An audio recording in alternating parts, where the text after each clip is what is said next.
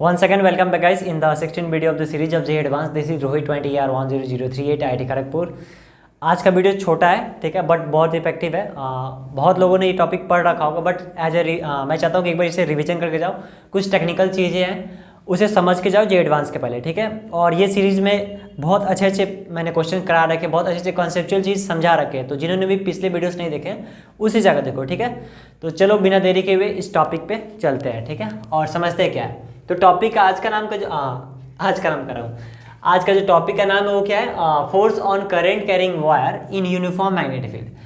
तो हम क्या बोले यहाँ पे, हमें फोर्स देखना है कि किसी करंट कैरिंग वायर पे, मतलब कोई अगर वायर ले लिए, सपोज ए से बी तक वायर है, ठीक है, एक उसमें करंट फ्लो कर रहा है और यूनिफॉर्म मैग्नेटिक फील्ड है। यूनिफॉर्म मैग्नेटिक फील्ड का मतलब क्या हुआ यहाँ पे कि मैग्नेटिक फील्ड हर एक जगह सेम है। इस पॉइंट पे देखें तो वही है, इस पॉइंट पे देखें तो वही है, इस पॉइंट पे देखें तो वही है, इस पॉइंट पे देखें तो वही है। क्रॉस का मतलब क्या होता है, वेट लाइन चला गया, ठीक है। क्रॉस का यहाँ पे क्या मतलब होता है उसे समझते हैं। तो क्रॉस का मतलब ये होता है कि इनसाइड द प्लेन, ठीक है, प्लेन के अंदर, ओके, प्लेन के अंदर है मैग्नेटिक फील्ड। और मैग्नेटिक फील्ड यूनिफॉर्म का मतलब क्या है, सपोज अगर मैं इसको ऐसे लिख सकता था, चाहता तो बी नॉट, ये मैग्नीट्यूड हो गया और डायरेक्शन मैंने अंदर की ओर ले लिया, माइनस के कैप, ठीक है। तो ये हो गया। अब हमें फोर्स देखना है, फोर्स कितना होगा, ठीक है। तो कैसे निकालेंगे, अब देखो, अगर सपोज मैं एक छोटा सा डीएल काट लेता हूँ यहाँ पे, एक छोटा सा मैंने डीएल लेंथ का वायर काट लिया, ठीक है। तो जो छोटा सा फोर्स होगा इस पे, ठीक है, डीएफ फोर्स, वो कितना होगा, I current dl vector cross B, ठीक है। मैं वैक्टर फॉर्म में इसलिए लिख रहा हूँ कि ये एडवांस के पॉइंट ऑफ व्यू से बहुत इंपॉर्टेंट है। वैक्टर से तुम्हें एक चीज़ पता चला, वैक्टर का यूज़ करने से एक चीज़ पता चलेगा कि एक तो तुम्हें मैग्नीट्यूड पता चले ही जाएगा, साथ ही साथ तुम्हें डायरेक्शन भी पता चलेगा कि डायरेक्शन किधर, किस डायरेक्शन में फोर्स लग रहा है, ठीक है। इसलिए वैक्टर फॉर्म में ही करना तुम भी, ओके। तो ये हो गया छोटा सा सेगमेंट, इतना छोटा सा सेगमेंट लिया, इस पे फोर्स लग रहा है इतना, ओके। अभी कुछ एग्जांपल्स देखेंगे, सो डोंट वरी, कुछ केसेस भी है इसमें, इंपॉर्टेंट केस, वो भी केस को एनालाइज कर लेंगे और एक एग्जांपल के क्वेश्चन के थ्रू भी समझ लेंगे, ओके। सो आराम से देखो वीडियो को। अब टोटल फोर्स निकालते हैं। टोटल फोर्स क्या करेंगे, इतना छोटा छोटा बार बार निकालेंगे और ऐड करते जाएंगे, तो ऐसे तो इन्फिनाइट सेगमेंट बनेगा। तो हम क्या करते हैं, जब भी कोई चीज़ को इन्फिनाइट चीज़ों को ऐड करना होता है, तो डिस्क्रीट नहीं, ठीक है, कंटिन्यूस है ये, तो हम क्या करेंगे, इंटीग्रेशन का यूज़ करेंगे, ठीक है। छोटा सा जो डीएफ फोर्स है उसको इंटीग्रेट कर देंगे, मतलब integration I dl cross B, ठीक है। ध्यान से देखना, मैं एक बहुत अच्छी चीज़ यहाँ से निकालने वाला हूँ। तो यहाँ से आई क्या कांस्टेंट मैंने बाहर कर दिया। जो भी चीज़ इंटीग्रेशन में क्या होता है, जो भी चीज़ कांस्टेंट होता है उसे बाहर कर देते हैं हम लोग, ठीक है। तो अब मेरे पास यहाँ पर बचा डीएल वैक्टर, ठीक है। तो डीएल वैक्टर और क्रॉस बी। अब ध्यान से, बी क्या बोला मैंने, यूनिफॉर्म है, मतलब वो भी कॉन्स्टेंट है, उसको भी मैंने क्या किया, इंटीग्रेशन से बाहर कर दिया। बट याद रखना क्रॉस है, यहाँ पे डॉट नहीं है, क्रॉस है, cross vector, cross dot cross पड़े हो ना, वो क्रॉस है यहाँ पे, ठीक है। अब क्या है, अब इंडिकेशन है, कहाँ से जाना है मेरे को, ए से बी की ओर जाना है ना, ए से बी की ओर जाना है इंडिकेट करते हुए। तो अब क्या फाइनली क्या आने वाला है, आई, ये करंट है तुम्हारा, तो आई लिख दिया आई। उसके बाद क्या है तुम्हारा, ये डीएल को इंडिकेट करोगे तो क्या आ जाएगा, ए बी वैक्टर, ठीक है, क्रॉस बी वैक्टर। अब देखो ये क्या है, डिस्प्लेसमेंट को इंडिकेट कर रहे हो तुम, ठीक है। डिस्प्लेसमेंट का मतलब क्या है, डिस्प्लेसमेंट को इंडिकेट करोगे तो क्या मिलेगा तुम्हें, ये दोनों पॉइंट को पकड़ोगे और इससे मिलाओगे, और जो स्ट्रेट लाइन बनेगा वही है तुम्हारा क्या, ए बी वैक्टर, समझ रहे हो। तो ये तुम डायरेक्ट, अब ये जो इस फोर्स पे जितना वायर पे जितना फोर्स लग रहा था, अब क्या हुआ, कंप्रेस होकर ये लाइन आ गया, समझ रहे हो कुछ। तो इस तरह से होगा, मतलब हमें अगर फोर्स निकालना है तो अब हमें मतलब नहीं कि वायर कैसा है, लाइक स्नेक के टाइप का है कि सर्कुलर है, कैसा है, हमें मतलब नहीं। हम बस क्या करेंगे, इनिशियल पॉइंट को पकड़ेंगे, फाइनल पॉइंट को पकड़ेंगे और स्ट्रेट लाइन से मिला देंगे, ठीक है। एक और चीज़, यहाँ पे तो मैंने ये निकाल लिया।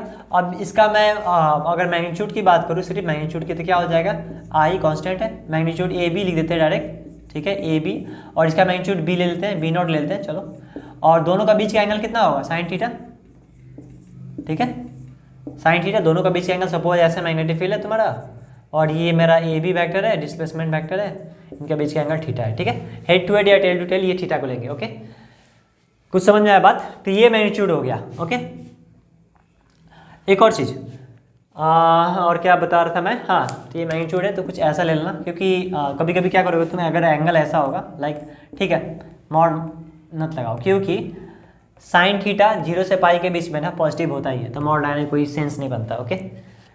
तो इस तरह करोगे, ठीक है। अब चलो इसे एक एग्जाम्पल के थ्रू समझते हैं, क्या मैंने किया क्या नहीं किया, ठीक है। तो ज़्यादा समझना है, उसमें सब कुछ लेंगे, एग्जैक्टली हर चीज़ को बताएंगे कि क्या मैग्नीट्यूड है, क्या क्या चीज़ है, सब कुछ देख लेते हैं, ठीक है। तो आराम से देखो, कोई इशू नहीं है। चलो इससे पहले मिटा देते हैं। तो एक काम करता हूँ मैं, एक कोऑर्डिनेट बना लेता हूँ। ये वाई एक्सिस है मेरा, ऐसे सपोज ये मेरा एक्स एक्सिस है, और मैंने क्या किया, मैग्नेटिक फील्ड को ऐसे दिखा दिया, क्या है बी नॉट जे कैप, ठीक है, इस डायरेक्शन, मतलब ये नहीं कि सिर्फ इसी लाइन पे है, नहीं नहीं नहीं नहीं, इसके यूनिफॉर्म का मतलब क्या हुआ, ऐसे है मैग्नेटिक फील्ड, ठीक है, ऐसे है पैरेलल टू वाई एक्सिस, ऐसे थ्रू आउट द रीजन, ठीक है। अब मैंने एक वायर लिया, वायर क्या लिया, ए पॉइंट यहाँ है और ये कुछ ऐसा है खतरनाक, चलो ठीक है, ऐसे मैंने ले लिया, ये मेरा बी है पॉइंट, ये इनिशियल पॉइंट है, ये फाइनल पॉइंट है, करंट ऐसे मेरा जा रहा है, ओके। अब मुझसे पूछ रहा है कि बताना है फाइंड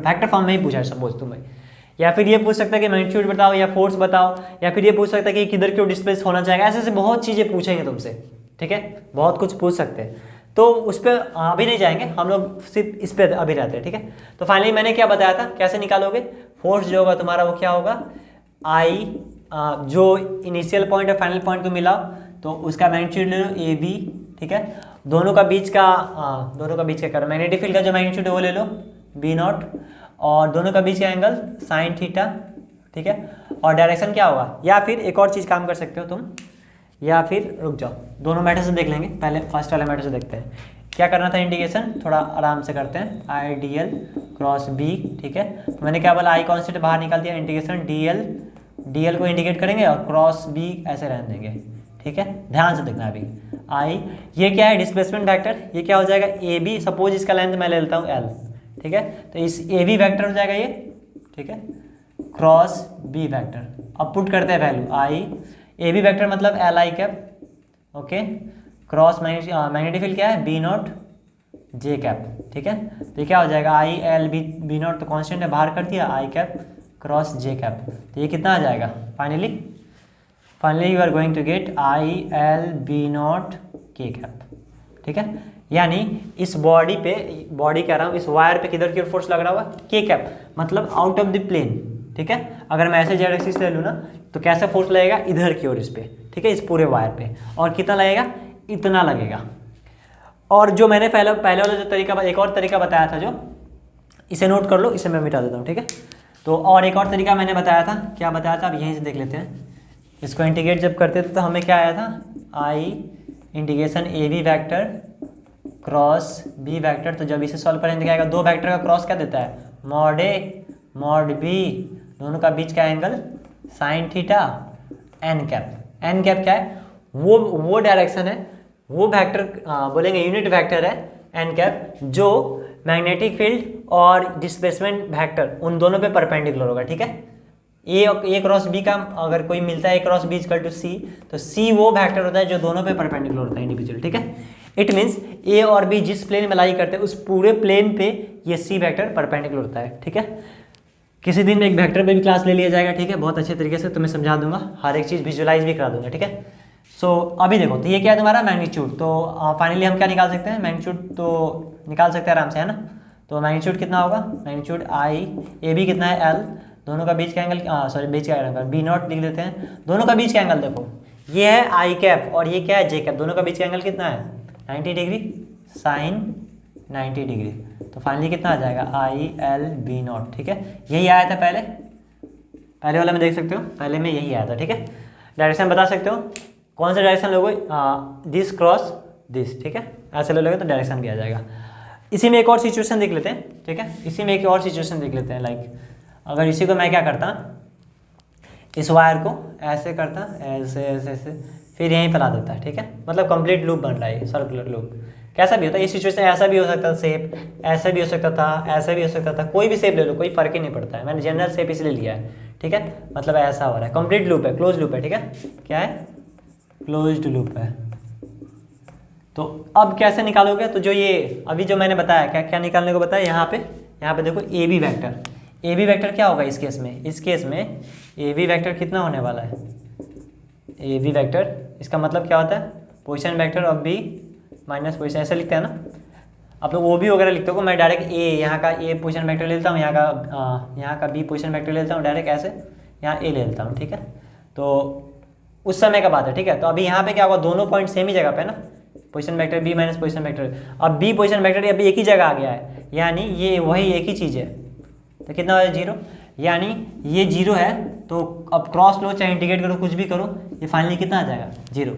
यानी क्लोज लूप जब भी लोगे, चाहे कैसा भी शेप का हो, तो उसमें मैग्नेटिक फोर्स कितना हो जाएगा 0। केस कंडीशन क्या है, यूनिफॉर्म मैग्नेटिक फील्ड होना चाहिए। साथ ही साथ यहाँ देखो एक और चीज़, करंट इस केस में, जब 0 वाले केस में करंट वेरिएबल हो या ना हो उससे भी कोई फर्क नहीं पड़ता है, ठीक है, क्योंकि ये खुद ही 0 है तो अपने आप 0 हो जाएगा।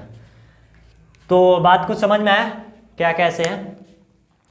आई होप ये टॉपिक रिवीजन हो गया अच्छे से, कुछ क्वेश्चंस भी मैंने करा दिए। और जब भी इस टाइप का क्वेश्चन आएगा तो सीधा इनिशियल और फाइनल पॉइंट को मिलाना, स्ट्रेट लाइन एक बनेगा, वही तुम डिस्प्लेसमेंट को ले लेना और फिर क्या करना, मैग्नेटिक फील्ड के मैग्नीट्यूड से गुना कर देना, ठीक है। और साइन थीटा एंगल देख लेना दोनों के बीच का कितना बन रहा है। मोस्टली केस में 90 डिग्री रहते हैं, इसलिए मतलब 90 डिग्री ज़्यादा फेमस है, ठीक है।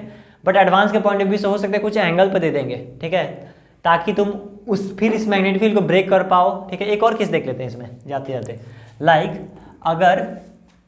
अगर मेरा ये जो सपोज जो वायर है, इस बार मैग्नेटिक फील्ड यहाँ नहीं होता, ठीक है, और ये क्लोज लूप ऐसा होता, ठीक है, ये जैसा था पहले वाला मैंने ऐसे बना दिया। इस बार भी मैग्नेटिक फील्ड इधर की ओर है, ठीक है, और तुम्हारा डिस्प्लेसमेंट वेक्टर किधर की ओर है, ए बी वेक्टर इधर की ओर है। तो क्या होगा इस केस में, जब हम ये साइन थीटा लगाएंगे ना, थीटा कितना हो जाएगा 0 डिग्री, क्यों, ए बी वेक्टर इधर की ओर है, मैग्नेटिक फील्ड भी इधर की ओर है। तो इस केस में क्या हो जाएगा, जब क्रॉस लोगे, क्योंकि जब भी दो पैरेलल लाइंस को क्रॉस ले देते क्या हो जाता है, 0 हो जाता है जब वो, ठीक है। तो यहाँ पे क्या हो जाएगा, वैसे भी 0 हो जाएगा, अदरवाइज ये जो एंगल है ना इससे भी 0 आ जाएगा। तो इस केस में भी 0 आ जाएगा, ठीक है। दो केस हो सकता है, अगर क्लोज लूप है तो 0 आएगा ही, अदरवाइज ये जो मैग्नेटिक फील्ड इस डायरेक्शन में दे रखा है और तुम्हारा जो ऐसा लूप ऐसा बना कर दे रखा है जो ओपन लूप है, ठीक है। तो अगर ऐसा सिचुएशन आता है कि फाइनली जो डिस्प्लेसमेंट वेक्टर है और मैग्नेटिक फील्ड वाला जो है दोनों पैरेलल है, तो 0 आ जाएगा, ठीक है। तो ये एक अच्छा केस था, ठीक है, तो इसे समझना जरूरी था, ये एक इंपॉर्टेंट था, अभी मुझे याद आया, नहीं तो ये छूट जाता, ठीक है। तो आई होप ये कॉन्सेप्ट समझ में आएगा, मैंने इजी वे में बता दिया। और वीडियो अच्छा लगा तो लाइक कर सकते हो, अपने दोस्तों के साथ शेयर करो और चैनल को सब्सक्राइब कर सकते हो। आगे इस तरह के और भी वीडियोस आएंगी, जेन्युइन कंटेंट हमेशा इस पर मिलेगा, ठीक है। बाकी चैनल की तरह नहीं तो कि तुम्हें लॉलीपॉप चीज़ें थमा दिया गया और फिर तुम उससे खुश हो, नहीं, खुश नहीं होना है, ठीक है। रियलिटी को समझो, ठीक है। बोलते हैं लोग, बहुत लोग बोलेंगे कि एडवांस में भी तो इजी भी तो क्वेश्चन आते हैं, मैं समझता हूँ इजी क्वेश्चन आते हैं, ठीक है। बट तुम 19 और क्या बोले 19, 20, 16 का पेपर देख लो, अगर इस टाइप के पेपर आ गए तो वहाँ पे थोड़ा सिचुएशन ख़राब हो सकता है, ठीक है। तो उसके लिए भी हमें रेडी रहना है, हम ये इंतजार नहीं करेंगे कि पेपर ईजी आएगा टफ आएगा, मतलब ईजी आएगा ऐसा नहीं सोचेंगे, टफ भी तो आ सकता है। तो हमें हर एक सिचुएशन के लिए रेडी रहना होगा, ओके। तो आई होप ये वीडियो पसंद आया होगा, फिर से बोलूँगा अच्छा लगा तो लाइक कर सकते हो, मिलते हैं नेक्स्ट वीडियो में।